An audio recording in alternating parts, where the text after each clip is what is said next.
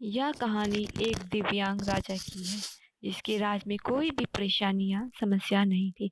सभी लोग उस राजा से बहुत खुश थे और ऊपर वाले से धन्यवाद करते थे कि इतने अच्छे राजा को उनके जिंदगी में भेजा।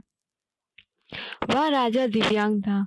उसकी एक आंख नहीं थी और एक पैर नहीं था, लेकिन फिर भी राजा को इस बात का कोई मलाल नहीं था।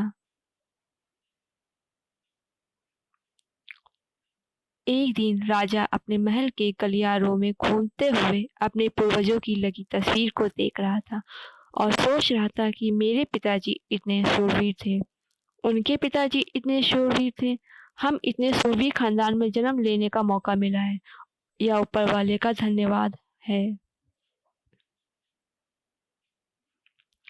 राजा ने सभी चित्र को देखते हुए आखिरी चित्र तक पहुंचा और फिर उस खाली जगह को देखने लगा।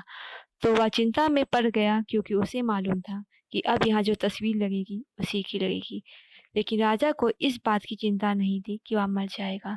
चिंता इस बात की थी कि वह जो पेंटिंग लगेगी वो कैसे लगेगी।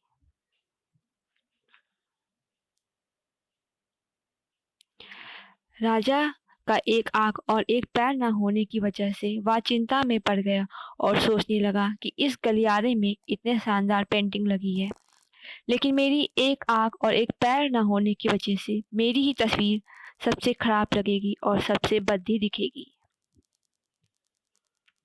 राजा ने सोचा कि मेरे मरने के बाद पता नहीं कैसी पेंटिंग बनेगी और क्या क्यों ना मैं अपने जीते ही जी एक शानदार पेंटिंग बनाऊं, ताकि मुझे ये सुकून मिल जाए कि मेरी यह अच्छी पेंटिंग लगेगी। अब उस राज्य में ऐलान करवा दिया गया कि सभी पेंटर्स को बुलाया गया और कहा गया कि जो भी पेंटर राजा का शानदार पेंटिंग बनाएगा उसे शानदार इनाम मिलेगा।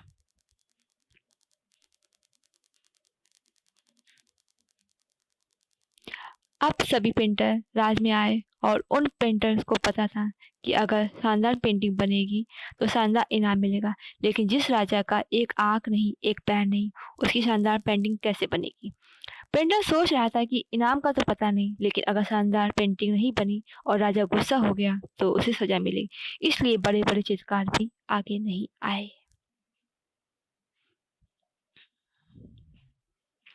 आगे की कहानी के लिए भाग 2 देखें। ऐसी ही और कहानी